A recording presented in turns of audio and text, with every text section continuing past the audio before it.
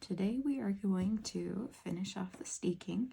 We've washed and blocked our cardigan. We're going to trim away the excess and pin the ribbon down and sew it all down to give it a really nice finished edge. The first thing we're going to do is measure out our button band. You can use a flexible ruler. I have this quilting ruler. Whatever you have is fine. Even a tape measure. Just make sure it's accurate. So I'm going to measure, and I don't want to pull on it as I do it, and I don't want to scrunch it. I just want to let it naturally lay flat. See where it's at. It is 12 inches. So I'm going to take my Petersham ribbon. Be hard to see maybe. I'll still do it on here. And I'm going to cut. Okay, I'm going to take my ribbon and I'm going to cut 1 inch longer than the button band because each end will be folded under 1/2 inch. So I'm going to go to 13 inches and I'm going to cut. Sorry, I'm not in the frame there. Okay, and then I'm going to put a pin in at 1/2 inch on either end, just like that. This doesn't really matter. So I'm just going to find 1/2 inch on my ruler right there and put that pin in there. This is just so I know where to fold it down. And I'm going to repeat that so I have 2 of them ready to go. The next step is going to be to trim away the excess of that seam allowance because our ribbon is going to go right on the edge, right where we picked up stitches, and then we're going to sew it down, and there's that little bit extra, so we're going to cut that part off so it's a nice clean finish.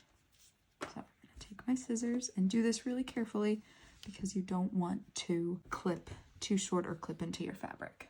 I'm going to start at the top. That way, the part I'm cutting off is to the left. And this part's a little bit small, so I'm going to cut right up against that crocheted steek line.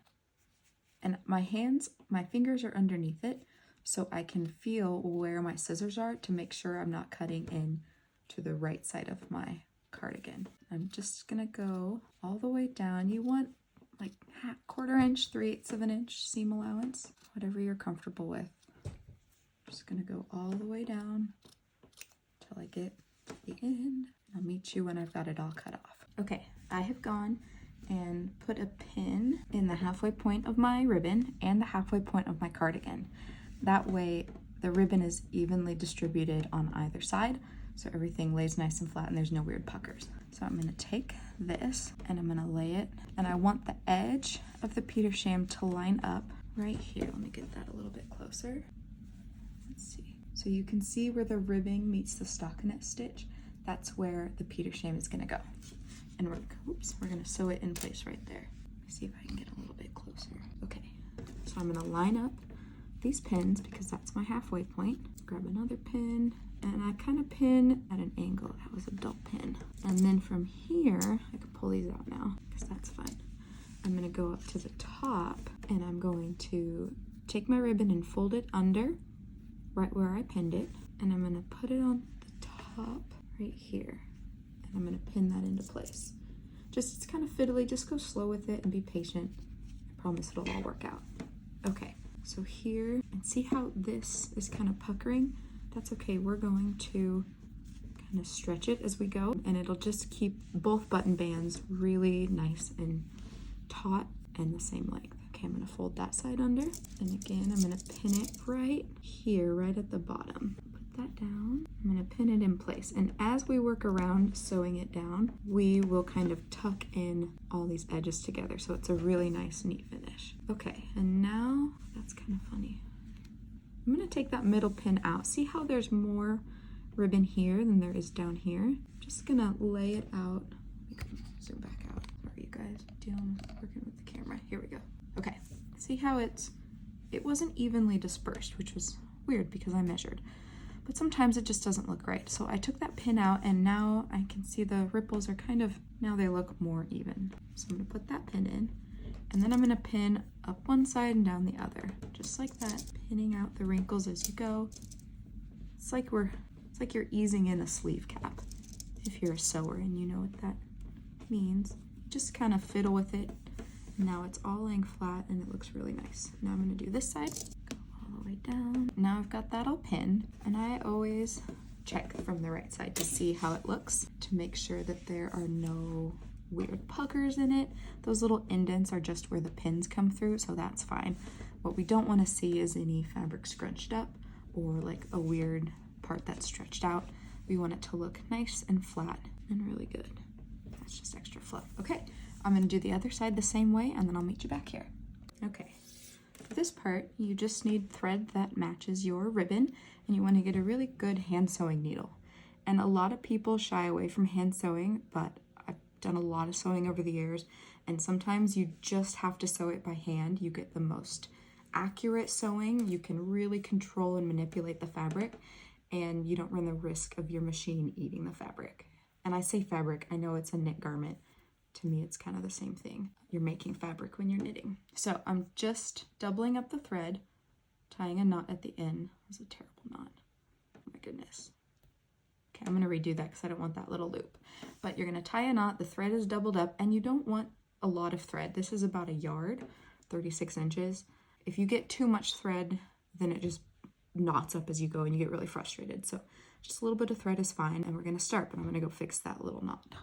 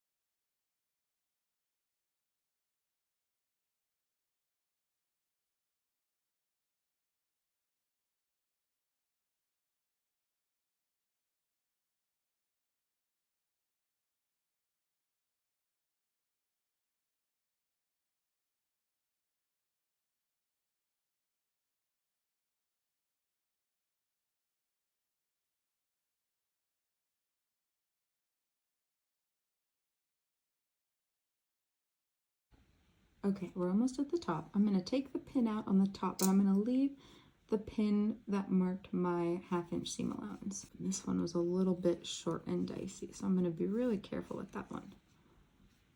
Oof. Just gonna tuck that in, and I just do some smaller stitches here than I did on the rest of it. And I'm just going to, oh, we've got a little knot, come on. And I'm gonna do a bunch of really tiny little stitches along this top part here because I don't want it to unravel. And I'm going to kind of force this to be scrunched together, and I'll tuck this side in when I come around to that side. So I'm right up at the top, do a stitch right here. These are tiny, like 1/8 of an inch apart. And see how it just pulls it in? You could never be this accurate with a sewing machine.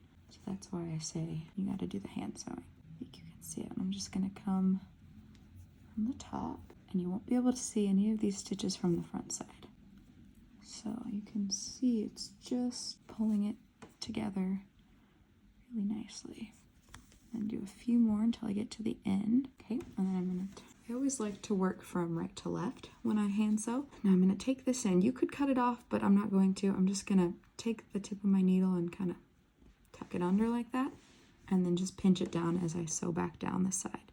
I'm gonna do one more stitch up at the top here, and then I'm just gonna work down. Okay, and now I like to lay it flat when I work this part because I don't want to pull. Can't even see it, you're not in frame, sorry. I like to work flat when I get to this part because I don't want to pull on this and stretch it out, and I just kind of want it to like naturally lay flat. So I just kind of, you can even have your fingers underneath it and roll it a little bit. This is called turn of the cloth in sewing, where the distance underneath here is a little bit shorter than this distance, and that's okay. Sorry if that's too much info. And then when I come back on this side, I'm just gonna bury my needle in the purl bumps because I don't want it to come through on the front, which it won't. You'd have to take really big chunks out for that to happen. So my fingers are underneath here, kind of holding it. I can show you. I'm like holding it here so it's pushed in a little bit instead of flat. And it's just gonna give it a really nice flat finish when you're all done and lay it out. You don't want it to pucker. You don't want to pull too tight, but you don't want it too loose. Silly little knot. I'm just fighting through it, and I really should have stopped and restarted, but here we are. Okay, I'll meet you down when I get to the other end.